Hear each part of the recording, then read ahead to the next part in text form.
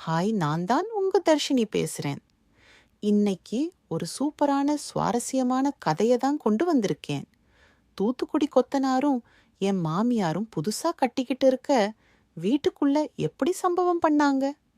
அதை பார்த்த நான் அந்த சம்பவத்தை எனக்கு சாதகமாக ஆக்கினது எப்படி அப்படிங்கிற ஃபுல் ஸ்டோரியையும் தெளிவா சொல்லியிருக்கேன் பாருங்க.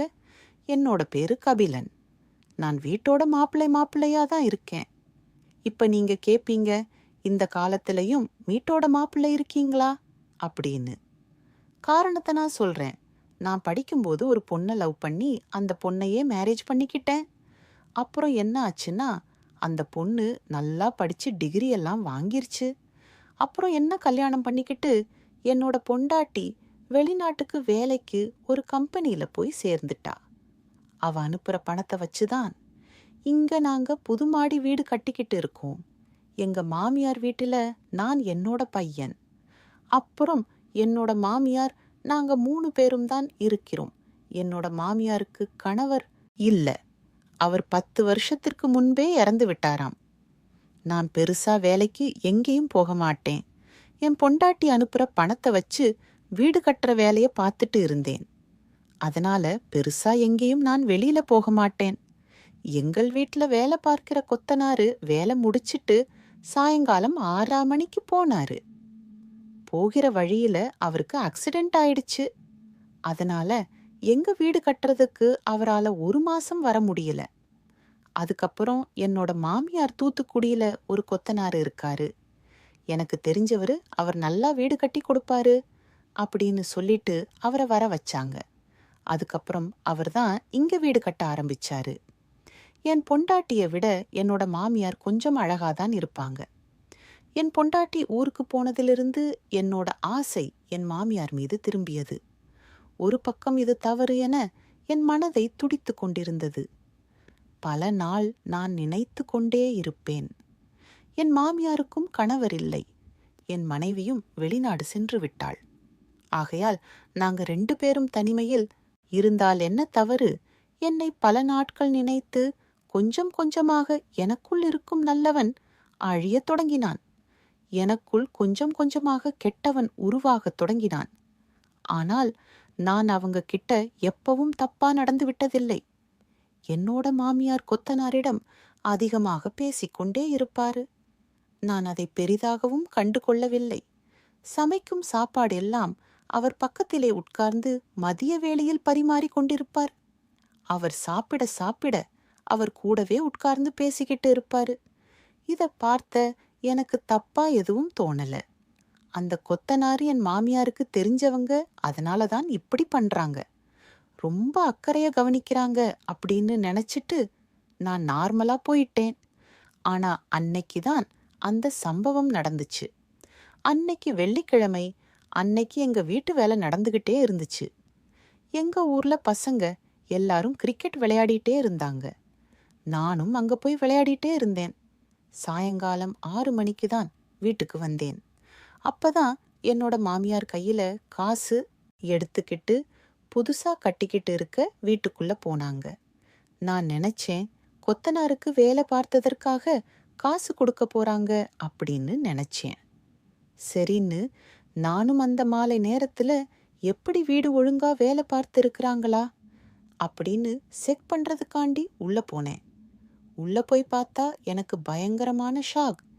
இங்க என்னோட மாமியாரை அந்த கொத்தனார் இறுக்கி பிடிச்சிட்டு இருந்தாரு. அதை பார்த்த உடனே எனக்கு ஒன்றும் சொல்ல முடியல. டக்குன்னு வெளியில வந்துட்டேன்.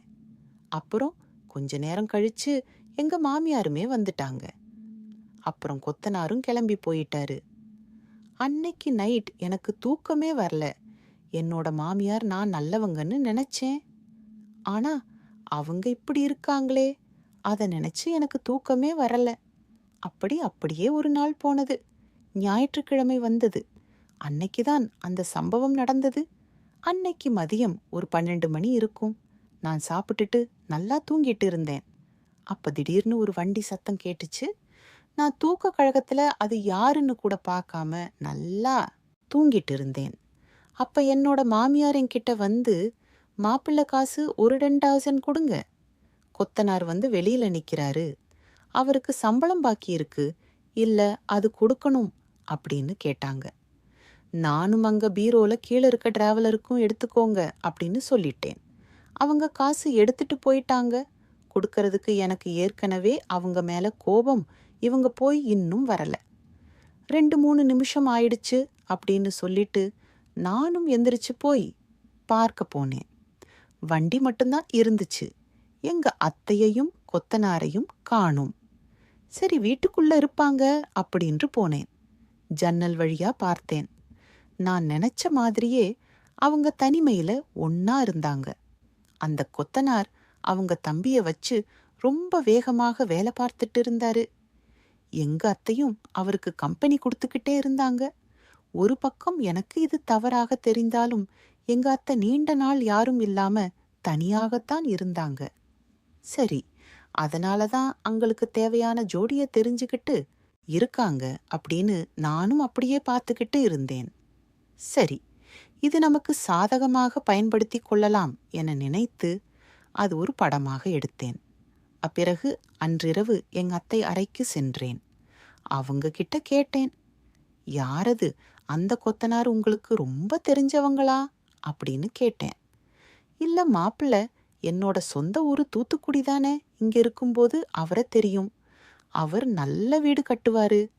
சரிங்க அத்தை, அவரை நீங்க லவ் பண்றீங்களா அப்படின்னு கேட்டேன். வேட்ட உடனே எங்க அத்தை ரொம்ப ஷாக் ஆயிட்டாங்க. அவங்களுடைய பேச்சு தடுமாற ஆரம்பிச்சிச்சு. என்ன மாப்பிள்ள இப்படியெல்லாம் பேசுறீங்க, அப்படியெல்லாம் தப்பா பேசாதீங்க அப்படின்னு சொன்னாங்க. அப்புறம் நான் அந்த வீடியோ எடுத்து காட்டினேன். அதை பார்த்தா அவங்களுக்கு பயங்கரமான ஷாக் ஆயிட்டாங்க. மாப்பிள்ள, என்ன மன்னிச்சிடுங்க, இது யாருகிட்டையும் காட்டிடாதீங்க, என்னோட மான மரியாதையெல்லாம் போய்விடும் அப்படின்னு சொன்னாங்க. சரி விடு, இது யாருகிட்டையும் காட்ட மாட்டேன், நான் சொல்றத நீங்க செஞ்சா போதும், இத அழித்து விடுவேன் அப்படின்னு சொன்னேன். என்னன்னு கேட்டாங்க.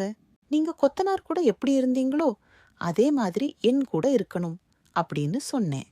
டக்குன்னு என்னோட ஃபோன் அடிச்சிச்சு. வெளிநாட்டில இருக்க என்னோட மனைவி எனக்கு ஃபோன் அடிச்சா. போன சைலண்ட போட்டுட்டு அவங்கள பார்த்தேன். அவங்க அழுதுகிட்டே அப்பதான் உண்மையே சொன்னாங்க. மாப்பிள்ளை அவர்தானே, நான் சின்ன வயசுல லவ் பண்ண பையன், அவர் எங்க ஊரு தான் அவர் எங்களுக்கு தூரத்து சொந்தம் வேணும், நான் சின்ன வயசுல அவர்தான் லவ் பண்ணிட்டு இருந்தேன், ஆனா என்ன பிரிச்சிட்டு என் புருஷனோட திருமணம் பண்ணி வச்சிட்டாங்க, நான் அவரை பார்க்க கூடாதுன்னு தான் நினைச்சேன், என்னோட கணவன் இறந்து போனதிலிருந்து என்னால் அவர் பிரிந்ததை தாங்க முடியவில்லை, அவரை மறக்கத்தான் எனக்கு ஒரு துணை வேணும், அப்புறம் என்னுடைய உடல் தேவைகளையும் பூர்த்தி செய்ய யாராவது இருந்தால் நன்றாக இருக்கும் என்று நினைச்சேன். அதனாலதான் நான் லவ் பண்ண பையன் நீயே கொத்தனாரா இங்க வர வச்சேன். உனக்கு ஒண்ணு தெரியுமா, மாப்பிள்ளை அந்த கொத்தனாரு இன்னும் கல்யாணமே பண்ணிக்காம எனக்காக இருக்கிறாரு.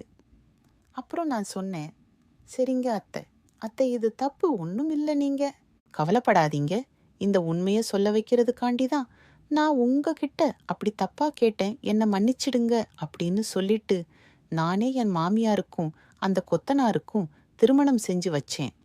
அதுக்கப்புறம் என்னோட மனைவியும் ஊர்ல இருந்து வந்துட்டால. அதுக்கப்புறம் நாங்க புதுசா கட்டின வீட்டுல எல்லாரும் சந்தோஷமா இருந்தோம். அவ்வளோதான் ஃப்ரெண்ட்ஸ் இந்த ஸ்டோரி. இந்த ஸ்டோரி பிடிச்சிருந்தா நம்ம சேனலை சப்ஸ்கிரைப் பண்ணிட்டு இந்த வீடியோவுக்கு ஒரு லைக் போட்டுருங்க.